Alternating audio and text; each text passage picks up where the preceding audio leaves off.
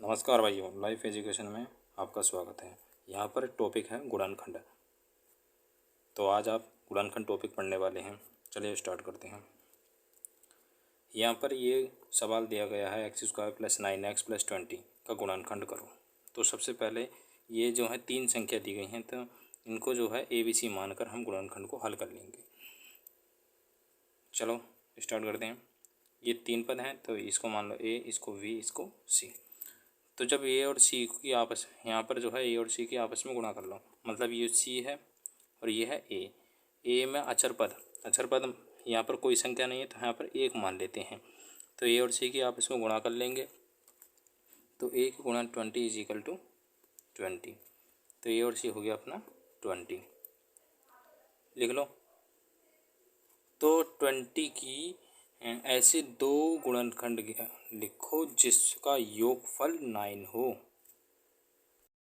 में ऐसे दो गुणनखंड लो जिसका योगफल 9 हो। तो जिसका योगफल 9 हो तो 5 चौक 20 होता है, 5 चौक 20, और 5 और 4 को जोड़ने पर 9 प्राप्त हो रहा है। तो यह सही है।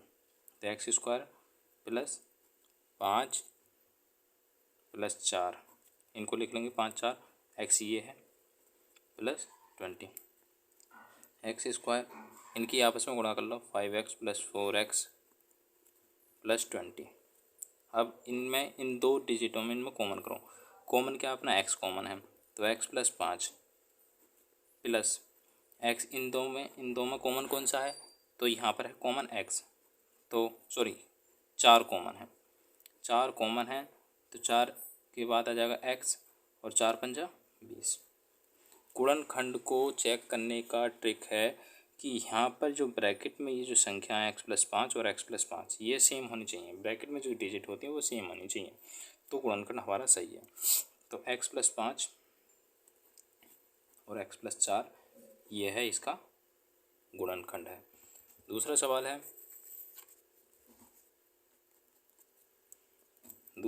है, कि x² - 21x + 108 का गुणनखंड करो।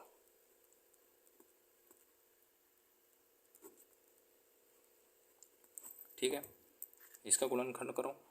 तो यहाँ पर ये ए, वी और सी, ABC मान लो, और ए और सी की आपस में गुणा कर लो, मतलब इसकी और इसकी अचर पद की। ये अचर पद है, यहाँ पर कोई डिजिट नहीं है, तो इसको एक मान लेते हैं। तो इनकी आपस में गुणा कर लो, तो 1 × 108 = 108 ही होता है। ठीक है, तो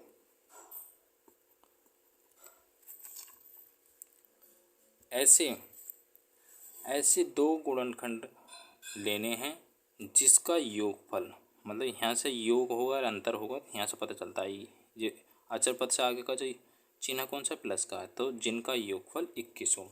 ऐसे दो गुणनखंड लो जिनका योगफल 21 हो। ठीक है, तो 12 निमा 108 होता है, 12 निमा 108 होता है, 12 निमा 108 होता है, और 12 और 9 को जोड़ेंगे तो अपना 21 ही आएगा। ठीक है, तो लिख लो x² - 12। अब ये जो है 12 ब्रैकेट के अंदर लिखना है, तभी तुम्हारा सलूशन होगा। 12 और 9 ब्रैकेट के अंदर लिखो सबसे पहले। तो 12 + 9 ये लिखा, फिर x ये लिख लिया, + 108 हो गया। अब जो है ब्रैकेट को खोल लो, यहाँ पर है प्लस का चिन्ह, तो माइनस का हो जाएगा, और प्लस माइनस माइनस 9x + 108। ठीक है, अब जो है कॉमन संख्या देखो, तो x कॉमन है यहाँ पर। जब x कॉमन है तो यहाँ पर x हो जाएगा -12, और यहाँ पर कॉमन है अपना 9, तो यहाँ पर जब 9 है तो बचेगा x, तो x लिखेंगे। अब यहाँ पर चिन्ह कौन सा आएगा बताओ, चिन्ह आएगा ये माइनस का, ये प्लस का है, तो यहाँ पर आएगा माइनस का। तो 12 निमा 108, 12 हो गया। अब देखो पता कैसे करेंगे कि ये सवाल सही चल रहा है, ये गलत चल रहा है। तो यहाँ पर देखो ब्रैकेट के अंदर कौन कौन सी संख्या है, ये दो संख्या हैं, x - 12 x - 12, मतलब दोनों समान हैं, तो ये जो है अपना सही चल रहा है। तो x - 12 और x - 9, ये इसका गुणनखंड है। चलो अगला क्वेश्चन।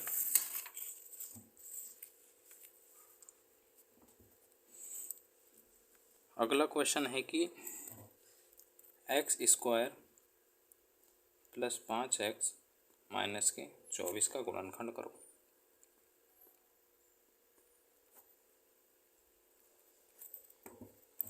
तो इसको ए बी सी मान लो, इनकी आपस में ए और सी की गुणा कर लो। ये ए और सी की गुणा कर लो। यहाँ पर अचर पद है 1, तो 24 ही करना 24 ऐसे। अब देखो,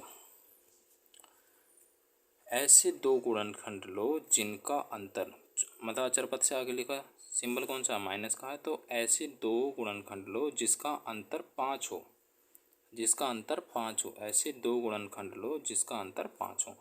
तो देखो 5 8 तिया 24 होता है, 8 तिया 24। तो गुणनखंड तो ऐसे दो गुणनखंड हो जिसका, हाँ, तो गुणनखंड तो अपना 24 होगा और जिसका अंतर 5 हो, तो इनका अंतर भाई अपना 5 ही आ रहा है। ठीक है, तो लिख लो एक्स स्क्वायर प्लस ये दो जो डिजिट लिए हैं अपना, तो इनको जो है ब्रैकेट में ही लिखेंगे। तो एक्स माइनस 3 माइनस 24, ब्रैकेट खोल लो, 8x माइनस के 3x माइनस 24।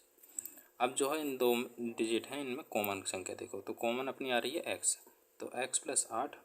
अब सिंबल है माइनस का, तो माइनस का, और इन दो डिजिटों में कॉमन कौन सी आ रही है, 3 कॉमन है, तो 3 कॉमन लिख लो। सिंबल का आएगा, अब कौन सी डिजिट आएगी, x आएगा, क्योंकि 3 यहाँ लिख लिया तो x आ जाएगा, और माइनस माइनस की हो जाएगा प्लस। अब 3 इसमें से ले लिया, तो 3 8 24, 8 बचे। ठीक है, अब देखो पता कैसे चला, सही चल रहा है गलत चल रहा है। x प्लस 5 मतलब ये है अपने सही चल रहा है गुणनखंड अपना। ठीक है, ठीक है। अगर जो यहाँ पर x माइनस 8 होता और यहाँ पर x प्लस 8 तब भी अपना गुणनखंड गलत चल रहा है, ये ध्यान रखना। ठीक है, अपना x माइनस 3 अपना आंसर आ गया, x प्लस 8 और x माइनस 3 ये इनका गुणनखंड है। अगला क्वेश्चन, ये आप जो है गुणनखंड की जितनी भी क्लास मैं दे रहा हूँ आपको, ये देखने के बाद आपको गुणनखंड में बिल्कुल भी डाउट नहीं होगा, ये मैं आपको बता देता हूँ। ठीक है, एक अगला सवाल है कि 4x square plus 12x plus 5 का गुणनखंड करो।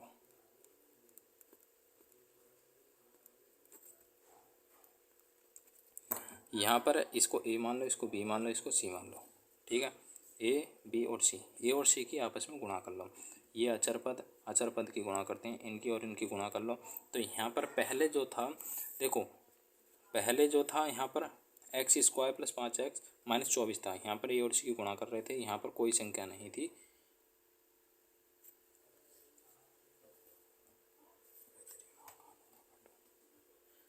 तो यहाँ पर कोई संख्या नहीं थी, तो यहाँ पर हमने 1 मान लिया था।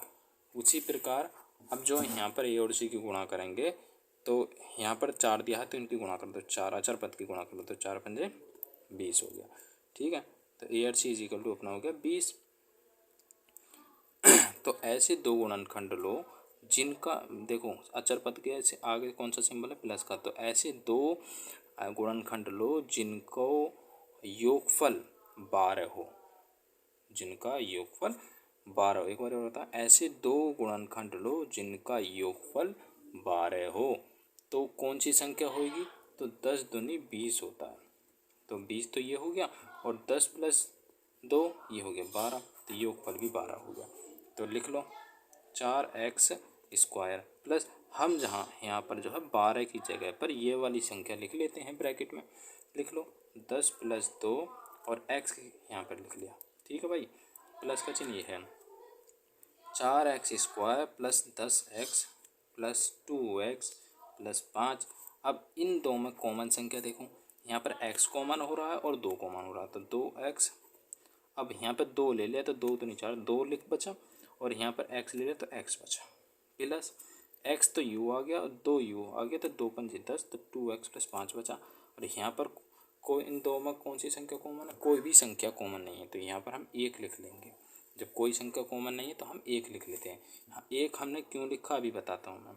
1 हम इसको ऐसे लिखेंगे, क्यों लिखेंगे वो देखो, हम जो है 2x गुणा 1 लिखें तो हम इसको 2x कह सकते हैं। अब 5 गुणा 1 को हम 5 कह सकते हैं। तो इन दो में कॉमन कौन सी संख्या है? इन दो में कॉमन संख्या है अपनी 1। तो इसलिए हम 1 लेते हैं। जब कोई संख्या कॉमन नहीं होती है तो हम 1 ले लेते हैं। ठीक है। अब देखो गुणनखंड में कौन सी संख्या, गुणनखंड को पता करने के लिए हम सही चल रहे हैं गलत। देखो 2x + 5, 2x + 5 ये अपना सही चल रहा है। तो 2x + 5 ब्रैकेट में लिखो और 2x + 1 ये इसका गुणनखंड है। ठीक है जी। तो एक सवाल और है, वो है अंडर रूट का, वो भी मैं आपको बता रहा हूँ।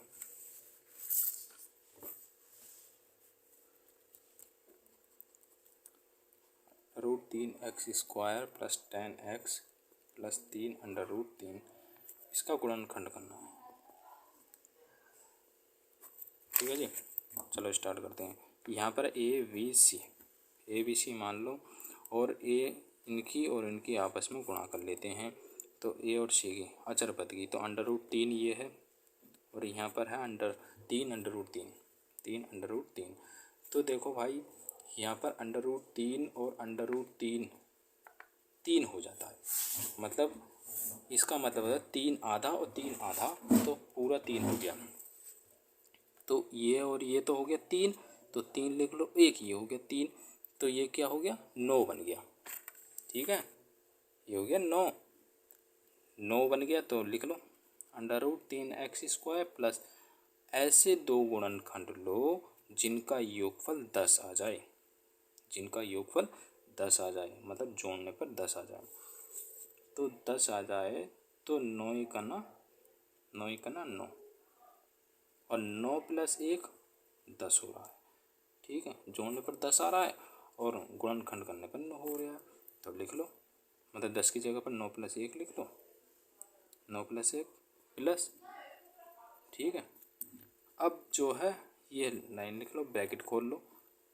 ये है 9x + x + 3 √3। अब इन दो में संख्या कॉमन कौन सी है? हम 9 को जो है इस तरीके से लिख सकते हैं कि 3 × 9, ये तो लिख देते हैं 3 × 9, ये सबको पता है भाई 3 × 9 होता है। पर 3 तो ऐसे ही लिख लेंगे हम, 3 को इस तरीके से भी तो लिख सकते हैं, 3 √3 इस तरीके से भी तो लिख सकते हैं। तो हम इसको 3 की जगह पर ये लिख दिया हमने। ठीक है, एक बार और बता रहा हूँ, 3 × 9 होता है, 3 तो ऐसे ही उतार लिया, हम 3 को इस तरीके से भी लिख सकते हैं। तो हम 3 की जगह पर ये है √3 2 बार लिख देंगे, तो ये लिख दिया। तो इस तरीके से हम 9 को इस तरीके से लिख सकते हैं। तो हम 9 को इस तरीके से लिख सकते हैं, तो लिख लो, आपको दिक्कत ना होगा इसलिए। 3 √3 और √3 x + x √3। एक लाइन मैंने आपको हल लिखी है जानबूझ के, ताकि आपको कोई दिक्कत ना हो। तो देखो यहाँ पर कॉमन हो रहा है, इन दो में कॉमन क्या हो रहा है? √3 कॉमन हो रहा है और x कॉमन हो रहा है। बचा क्या यहाँ पर? x कॉमन बचा। अब जो है हमने √3 मतलब ये वाला ले लिया, √3x ये कॉमन ये ले लिया, तो बचा क्या? ये वाला लिखा, 3 √3 बचा, 3 √3 बचा। अब इन दो में कौन सी संख्या कॉमन है? इन दो में कोई सी भी संख्या कॉमन नहीं है। तो जब कोई भी संख्या कॉमन नहीं होती है तो हम जो है 1 ले लेते हैं। तो 1 लिख लिया, तो इनको ऐसे ही उतार लेंगे।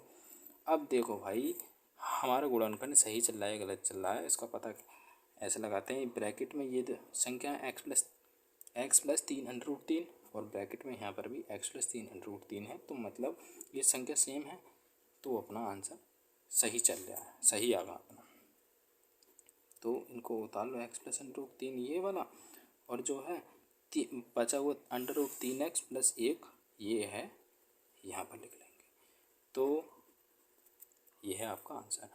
तो आपको यह सवाल कैसे लगे? ये गुणनखंड के सभी सवाल देखने के बाद आपको गुणनखंड में बिल्कुल भी डाउट नहीं होगा।